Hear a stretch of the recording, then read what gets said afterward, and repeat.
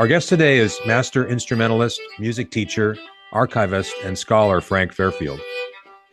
For years, Mr. Fairfield has performed Anglo-American vernacular music for audiences large and small around the world and here at home. His vast record collection spans several decades, from which he draws inspiration and a detailed knowledge of multiple genres, including American roots music, Spanish American, Southwestern and Norteño traditions, folk and ragtime, as well as 17th and 18th century violin repertoire. Mr. Fairfield is a gifted teacher of violin, mandolin, banjo, and guitar. He guides his students to discover clear and focused musical expression while balancing the theoretical, practical, and poetical aspects of music. Frank Fairfield, welcome. Oh, thanks. Thanks for joining. Well, I must say, for those not familiar with your work, I've enjoyed your work for the past 10 years. I had the pleasure of seeing you perform a number of times, and so it's a real pleasure to get together. For the benefit of our audience, maybe we can just start and talk about what vernacular music is. It's a term that I wasn't that familiar with, but clearly it encompasses a lot of what we think of as music or popular music. I'd really like to think of functions in music rather than genres of music.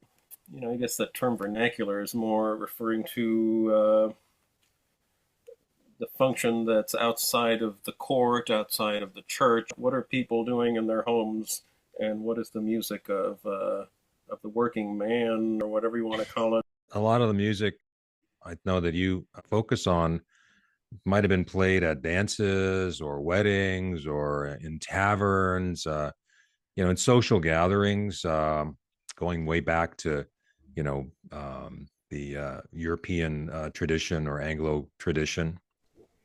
Sure, and then then the phonograph comes along and mixes everything up, and then you have so many, country musicians that were playing songs that they learned from old records. Right. So even in the 20s, someone like a Charlie Poole or so on, who's playing songs in this vernacular, but yet they're songs that he learned from records that he grew up with. Mm-hmm. So it's, it is really fascinating how then, the phonograph sort of becomes part of the whole experience. And before that, you could say the sheet music revolution of Tin Pan Alley became a part of the experience of, kind of bleeds through everything else. And the 18th century sheet music revolution of its own, with the facsimile first kind of came into play, and collections of whatever, the Dance Master or whatever, these John Playford and these people that published the division violin and so on, and things that were, these kind of published divisions of folk music, really. So they're just dances. A lot of music was just handed down one generation after the next, right? And I mean, some of that still goes on, without any kind of sheet music, right? Yeah, but but then there's the opposite. Then there's the difference between things being passed down through pedagogy, which is the way most, just by one person passing it to the next, and that's kind of how most things have been in the world before the printing press, before any kind of, or before writing, and before people were maybe collecting some of these things in codexes and things that we would kind of associate as country dances, things that wasn't really art music. What is a codex again? Yeah, just a book that someone had collected, maybe a theological treatise, and some things on medicine and some things on music and some stuff, just for someone to feel that they have a book that has a bunch of information in it. People that copied some of this music down, that wrote it down for the first time. So much music that we hear, popular music, seems so far removed from those roots, and yet there's something essentially satisfying about that traditional music that, if we don't preserve it, so we've lost something really important. Well, I don't know. I mean, luckily, a lot of it has already been preserved in a sense on disc records, and either by musicologists type people, or whatever they want to call it, by song collectors. I think it's a broader term or more accurate term, and by and both in written form by, John Lomax and Dorothy Scarborough, and these people that were mostly writing, the music down and then eventually recording some of it as well. But then the, whatever, musicologist type people that are recording, and it's kind of an interesting period in the early 20th century of first kind of looking back at this. When you get, someone like a Schoenberg and Webern and these people with their serialism and this kind of tearing the tonal system apart entirely, and not to just dismiss that. I mean, I think Schoenberg was brilliant, but I don't really enjoy listening to his music. I don't think very many people do. And so I think because of that, like the art music kind of hit this kind of culmination, or this sort of dead end, this sort of like there's so many beautiful musical dead ends, so many interesting branches that just kind of grew as far as they could, and then we built another branch, and eventually, Yeah.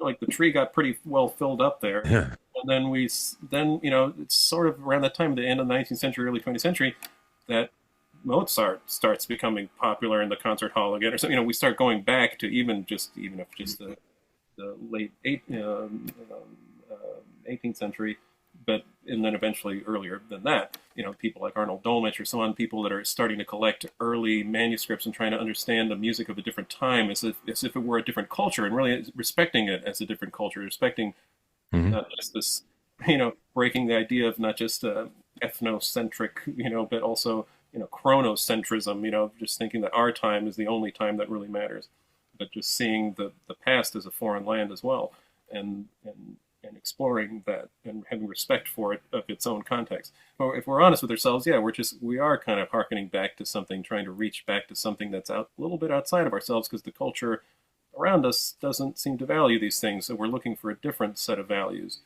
And so I really feel like the phonograph is equal partner in all of this, not only in learning, just, enjoying music and, so on, and just having an appreciation for it, but also, especially if we see it in a broader sense of like the music that was recorded around the world.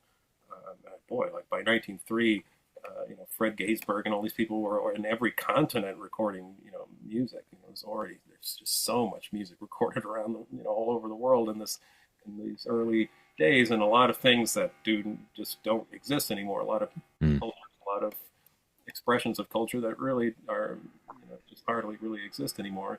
Mm-hmm. And they were recorded commercially, which is an amazing thing, So there's so much, there's so much to learn from there, just in this sense of comparative musicology, of like really just hearing all of these different value systems, and especially when a lot of these people's music wasn't written down, so there isn't a written record. And if there is a pedagogical lineage, it's going to be pretty hard to tap into at this point. So this, in some cases, this is all we've got. Yeah. So, and then we can compare it to then written record of other things, and of some explorer's idea of what he heard when he was in some place or so on. And a lot of that is, we have to take that with a grain of salt, but we maybe take the recordings with a grain of salt too, because who knows how influential the person who was, seeking out what, who to record, and maybe tuned up their instruments a little bit and tried to see it up a little bit for something. Right. Some musicologist that went in there was only looking for the one thing to prove his point, so then he just recorded that and admitted everything. So it's like we have to just accept all. What's that Will Durant line about most of history is guesswork and the rest is prejudice? It's just that. So, but that's funny. We've got to look back in some way, or we don't have to. But I find it to be, this is the imperative of my generation. I feel like the pie's out of the oven, so let's cut into it and see what's going on, because I don't really. Maybe it's pessimistic, but I don't really see that our species is working on any other, at least as far as our kind of our culture of our species. I don't know. And, again, maybe I'm pessimistic, but I really do feel like we're kind of on our way out one way or another. But our species did some pretty neat stuff, and now we have this amazing, with the internet and with so on, there's so like this incredible repository of information. And now we finally have this ability to really take a deep look at ourselves, take a really deep look at what we are and what we've done. And I think it's amazing. So I don't know. Yeah. That's where I'm excited to just keep looking. I feel like that, and it doesn't end looking back that way. Looking to the future is a little depressing, and looking at our present, it's like, you don't have to look for it. It's already hitting you in the face every second. So I don't really feel like I have to explore by present too much because it'll shove itself down your throat just everywhere you go. So I feel like Well, maybe the information age will save us after all. We don't know. I mean, we're only a few decades into it, and it's another world. And to use your quote, the past is ever increasingly looking like a foreign land. I mean, people I know have been around, that have been around for more than a few decades. Don't even some people can't even recognize the present as part of the same reality. But maybe that's a good thing. I mean, just thinking about how somebody that lived in the mid 18th century, if they were transported to even the mid 19th century, they would probably say, "Oh, look at those amazing wonders of industry and science," compared to living in the same village and only going 10 miles away from the place you were born for your entire life. I mean, uh, there's it's very interesting. So let's talk about your activities as a preserver of these traditions. You are an archivist, if you don't mind my using that term. I was just looking at a film that was made in the 90s that apparently had disappeared for 30 years until someone remembered and thought, "Hey, let's try to resurrect that." And they had to go find the only remaining print in an unlikely place, and then it became digitized, and now it's become popular. So there's so much of that goes on that doesn't make it to digital. So the importance of vinyl, and I don't know what all the media that you archive, but is it? I mean, some of it's wax, maybe. not Just very much. talk about your process a little bit, and how far, how deep and wide is your archival collection? Well, I don't know. I feel like it's pretty personal. I just like what I like, and I've been kind of collecting things just out of interest in it. So I don't really think of it so much as an archive, but at the same time, it sort of, eventually does kind of become that. So then you have to treat it as such and really respect it. And I'm actually in the process of trying to digitize, most of my collection and find ways to make it available to people and create, provide some context and hopefully connect some people to things that they're already might be interested in, might know, but and then through that maybe they find other things that they didn't know about or so on, or maybe Yeah. some other avenues of things. So I'm actually in the process of kind of working on that. A few things that I'd really love to find at some point, but it's sort of dried up. Is in the kind of the pioneers of the early music movement. So especially Arnold Dolmetsch and his family, and other figures like Guillaume de Van and so on. These Kurt Sachs was very influential in that whole world too. These people that were first starting to collect ancient manuscripts of music, looking through old codexes and looking and finding, original treaties of music. Dolmetsch wrote a really great, very influential book on the interpretation of music of the 17th and 18th centuries. And then, yeah, he made recordings with his family, and they're amateurs. Dolmetsch was a really fascinating figure. He's in Ulysses, and James Joyce, mentions him a few times. And, Joyce and Ezra Pound and all these guys used to just hang out at his place. George Bernard Shaw and all these, a lot of literary kind of people, because the music world was, of course, really thumbed their nose at this lunatic that was building harpsichords, and resurrecting, making recorders and just these obscure instruments that nobody knew about anymore. But yeah, Dolmetsch was a fascinating figure and had of course, his blind spots like everybody else. But yeah, collecting, the early recordings of that new thing, of this, people that were interested in ancient, or earlier music, and collecting the manuscripts and performing this music. And in many cases, they were amateurs. As far as musicians go, they weren't some well-trained music. And that's kind of what makes it so special, is that they didn't bring their expertise to the music. Rather, they let the music influence them. And there's something really lovely about that. That term is now kind of referred to as historically informed performance or so on. Historically informed performance practice.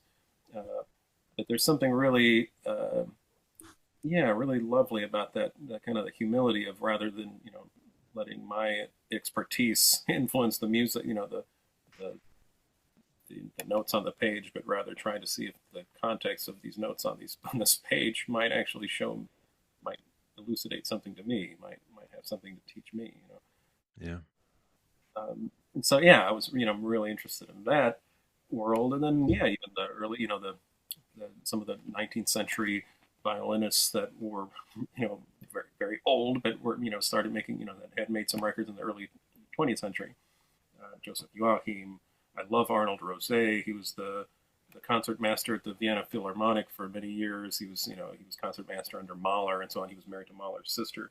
But these like really fascinating figures that and Rosé's playing is just so beautiful. Such a pure 19th century sound that nobody sounds like that in the 20th century. Very little vibrato, just this very like this beautiful clarity.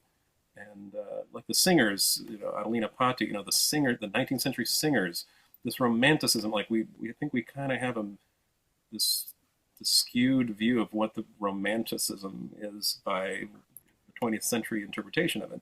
But in the 19th century, it was very different. It was very, it was a lot of, maybe a lot of rubato, a lot of, coloratura of some sort, but very, but it was still very clean, very pure, and a lot closer to what we would maybe interpret as Baroque, singing and, kind of bel canto or something. And that's kind of neat to hear someone like Rosé or Joseph Joachim record Bach. It just sounds so much closer to Baroque violin playing than anyone else that was playing Bach in the 20th century. So, I'm really fascinated by that stuff, like that comparative thing again, where you go like, oh, I've never heard this played this way. I've never heard Chopin played the way Paderewski plays Chopin. Like, whoa, that's a whole other thing. And he was not very, respected in his day compared to these big monsters, Joseph Hoffman and so on. But oh boy, I love how he plays Chopin. It's just because he's Polish and he just gets it. He gets what a mazurka is, and he just plays. Right. Oh, that's so different.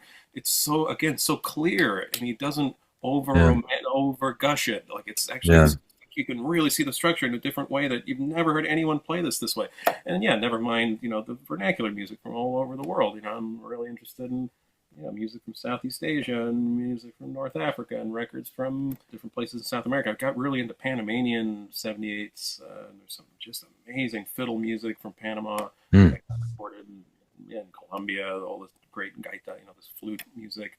And whatever, just so many different areas that you just start finding some things, and especially things that you've never heard before, and you find the thing and you finally get it, and you just have to deal with some guy in Germany and then the thing arrives in the mail and you put it on and you go, ah!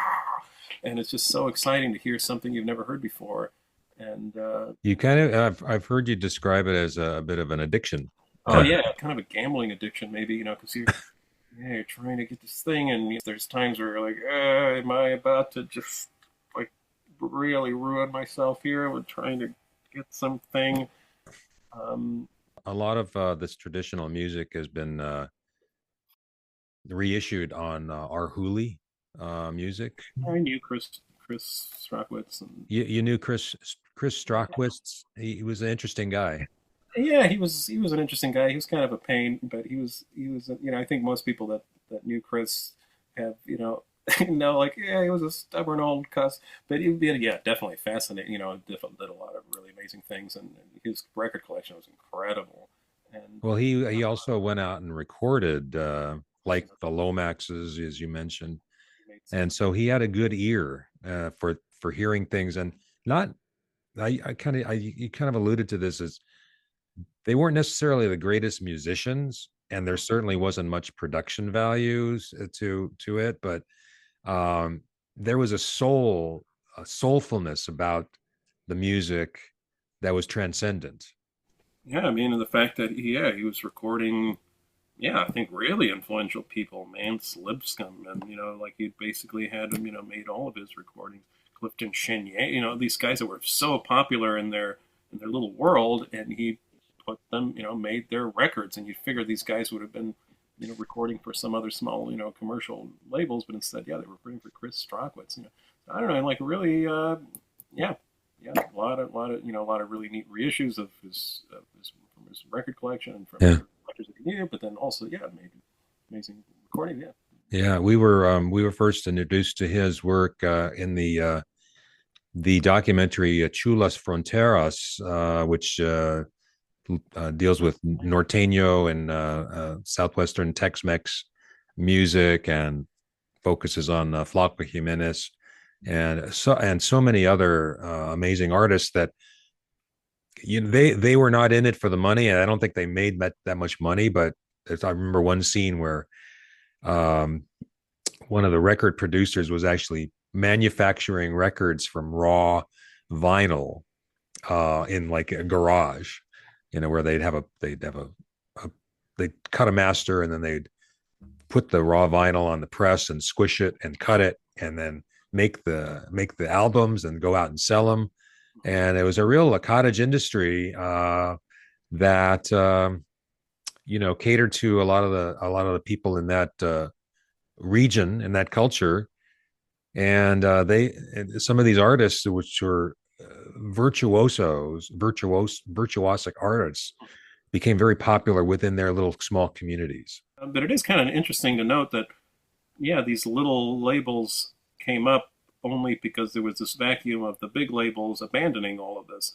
Yeah. Or two, because for the longest time, it is really amazing to see how Victor Records, Columbia, right? The biggest record companies, some of the biggest just companies in the world, the Lindstrom labels, in Germany, Odeon and Parlophone and Bika and all, just a giant conglomerate, and they were everywhere in the world, recording everything from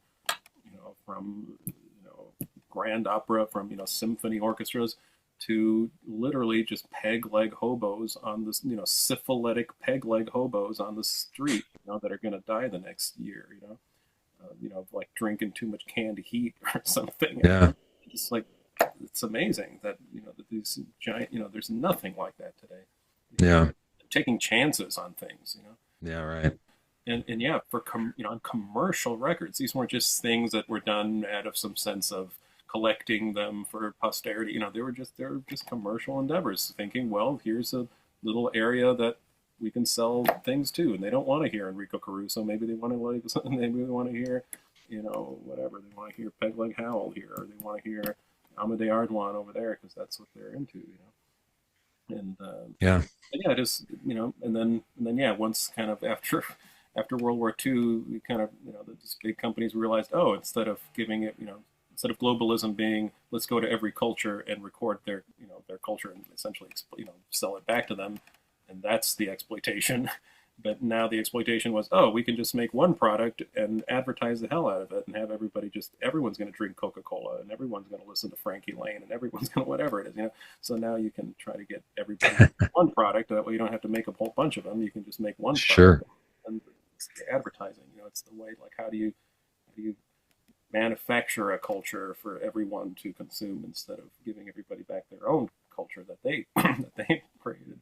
So, Frank, I want to switch gears a little bit and talk about your teaching activities. I know you teach locally, you teach kids and adults, you teach online and in person. You have an interesting approach to teaching that encompasses the theoretical, the practical, and the poetical. Can you talk a little bit about that? Yeah, well, that line's from Georg Falk, Music Treatise. He talks about, what are the three things of which music is composed, and it's the theoretical, the practical, and the poetical. And I really do feel that, yeah, that's basically every discipline has to have those three things in balance. Especially, I feel like it's easy to kind of have one of those grow a lot harder than another. Yeah, I really enjoy teaching, and I never thought I would, but somehow I just kind of stumbled into it, and now I feel like, yeah, I really like doing this. Mostly because I get to talk about these things and work things out, and then sometimes you end up, find yourself, I hear myself say something that I never really clarified it that way before in my own mind, never, because I was just trying to find some way to explain something or express some concept. Yeah. And then suddenly go, oh, I never even thought of it that way. Yeah, I've been teaching at this little school in Boyle Heights that's been around for 110 years now. A little music school called Neighborhood Music School. It's been in Boyle Heights for, 110 years. We're in this old Victorian house. It's just really beautiful place, and there's some really neat people that work there. And yeah, I'm really honored to be a part of it. And so yeah, we just teach kids in the neighborhood. There's adults in there too, but it's mostly young kids. And it's tricky, I find it a lot trickier to work. I really love kids. I really like working with kids and stuff, but I find it really hard to teach, especially kids that aren't necessarily interested in doing it. So it's like really tricky to figure out like how do you try to like lead them in, but then try to, raise some expectation of like I expect you to, like I want to try to put a little bit of leverage, but I don't want to scare them away. I don't want to be another adult tyrant in their life, because nobody likes that. I didn't like that when I was a kid. So I don't know. It's a tricky thing. I think there's a moment of discovery in a student learning music where it's in some way it's coupled with that first success. Like, look, I was able to play a scale, or I was able to play a little tune and it made sense, and it sort of feeds back like, oh wow, I got a good feeling. I feel rewarded by being able to do that, and that leads you to the next step. So I think that's part of getting those, reeling those kids in that may not necessarily get it. They see it as the drudgery or the practice part, and it's not. And it's really, I mean, it's the ultimately in that triad of aspects. It is the poetical. It's the self-expression of something that is infinite and transcendent. And if you're, a 7-year-old learning the violin, you can experience that level of fulfillment, I think. Well, I hope so. Also, just yeah, it feels beautiful to feel that hopefully you can make some kind of a mark on someone's life. And I really do Yeah. feel that at the end of the day, it's about learning lessons. I feel like there's lessons that we learn in this that are they're bigger than learning how to play Old MacDonald. That doesn't matter. What matters is that there was self-reflection, that we looked inside of ourselves and questioned, oh, why do I do these things this way? And how do I, when does an intention become an instinct? That's a fascinating thing to contemplate. And then when I was able to execute an intention and something didn't go right, was it my intention that was wrong, or was it the execution of the intention? These are really profound things now. Yeah. So, like I feel like there's lessons to learn in that. Lessons to learn how do I stay calm and look ahead. But I'm in the moment, but I'm looking ahead. I'm thinking ahead. I don't just let the moment hit me and go, ah. But no, I'm calm because I can see what's coming, and I'm still aware of what came before, and I'm informed by the immediate past, and I'm looking into the immediate future. It's like encompassing this broader sense of time. And we all have to do that as a musician, as any kind of physical discipline, of learning how the forces of nature do the work for us. I'm not going to be in the back pushing, rather, no, I can be inside steering. I can use my weight. I can use weight to this is a drop. I drop this, and then the bow drops, and now just let this side of the bow drop. Oh no, now I let this side of the bow drop. I'm just allowing nature to do the work. And then now we're learning that we're actually kind of just letting nature be glorified here instead of us. And and finding, just I don't know, we talked about this a little bit, that idea that the instrument's not going to change for you. You have to change for it. And maybe I have to change my mind. There's a lot of really beautiful lessons to learn from that I hope can, even if some of these kids don't decide to pursue music as their passion in life, that they'll still have to deal with these things, some in one way or another, regardless of how consciously they're dealing with them. But I really do feel like there's valuable lessons in all of this that I Oh yeah. Yeah. really the way I like to kind of think of it when I'm working with younger people, of like hopefully try to kind of turn on that light bulb of like, oh, we can look inside of ourselves, and I'm not just saying the first thing that popped into my head. Rather, I can think about what it is that how am I Yeah. connecting myself? How am I composing myself? There's a lot. Well, that's in many ways that's the value of a classical education. You know, learning math, learning Latin. Uh, you know, um, you're not going to use a lot of these things, but they are in many ways transformative. Oh yeah. And that there's cross learning. I understand discipline. I understand how to think. It's teaching kids how to think, just as you alluded to. But it's also, all of these subjects should be giving us the same, should also be about self-reflection, about understanding ourselves. We study history not to remember, not to just have a bunch of dates and figures and places and when was the Battle of Waterloo, but actually to understand what we are and how, just understand that this is still, we carry all of this. This is us now. We carry all of that into this unknown future. And it is us. And we have to, we learn what we are from having to know what we carry. And just feeling, and whatever, through mathematics, just like an exploration, like this is how we understand the world that we are in. This is how we, it's like these are all profound things. And unfortunately, yeah, a lot of times they just get taught as like just figures and what's the multiplication table and just, just solve up, here's a problem, solve the problem. And there's use, there's a lot of use to just learning how to solve problems, I guess. But yeah, and I feel like music often gets taught that way too, where it's just a thing of like, learn to put your fingers in these places and just do it. And we don't necessarily understand what we're doing. We don't actually see the majesty, the beauty of what's actually happening in space as we do this, the structures that we're creating in the air. Sure. And yeah, that's, so I'm really fascinated by all of that, by the physics of it, what's actually happening. Yeah, and any one of these disciplines, if we go deeply into it, all of the rest of them are in there too. If you're really fascinated in music, it involves the study of linguistics, it involves the study of history, it involves the study of mathematics, it involves the study of, basically it's like they're all in there. We have to understand the migrations of man. You have to, it involves anthropology, so it's all in there. It just becomes your lens to the world that now you use that lens to learn the rest of the other disciplines. Right. That, or we can see it as, learning other disciplines to strengthen this, it can be either a lens or it's a pyramid to a point, and that's how all the old pedagogues, would talk about how, you don't just take violin lessons. You had to study poetry and theology and philosophy and whatever, all this, and, whatever, natural philosophy. You had to be a well-rounded person. Otherwise you have nothing to say. You'll just learn, how to, you memorize a dictionary, but you have nothing to say,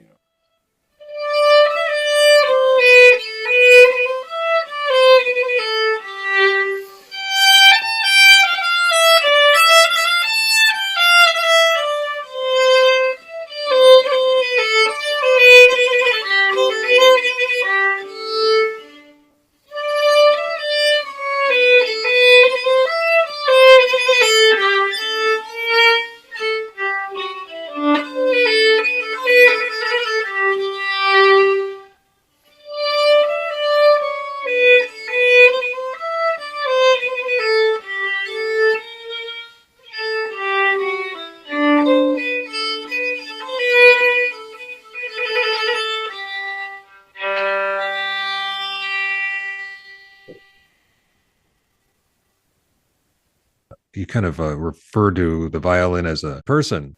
But yeah, I really do like that feeling that, we've talked about this a little bit of, that feeling that it's a relationship. And at first, yeah, especially a violin or an instrument that's very temperamental and really doesn't allow for very much nonsense, and you have to, at first, it really doesn't trust you. It doesn't really know, it's like a cat that doesn't know, like, I don't know if you know how to, like, pet me nicely. I don't know if I can trust that you'd know how to just be gentle, because I don't like being rough-handled, And so, like, they don't really, and then as soon as they kind of recognize, like, oh, okay, you know how to be, yeah, that did feel kind of nice, and they finally kind of give you a little bit of approval, but yeah, you have to really find what it wants to do.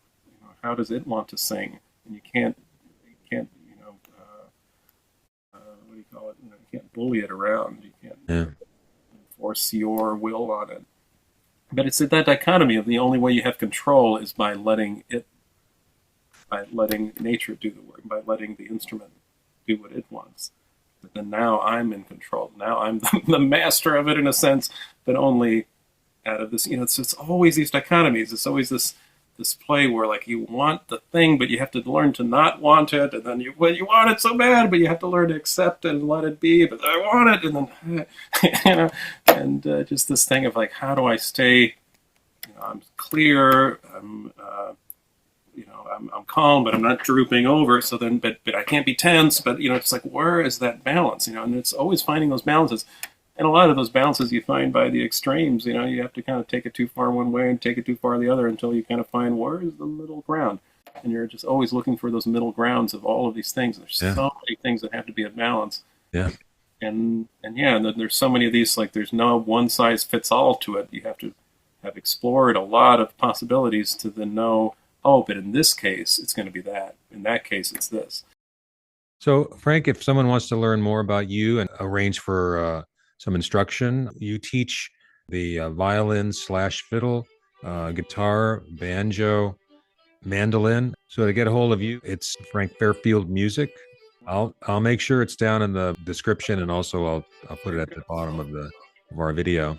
Well, Frank, it's been amazing speaking with you. We'll put a few links to some of your work on YouTube so that people can learn a little bit more about you and your amazing gifts.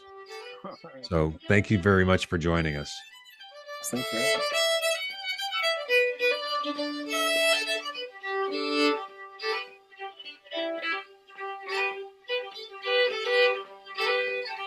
me.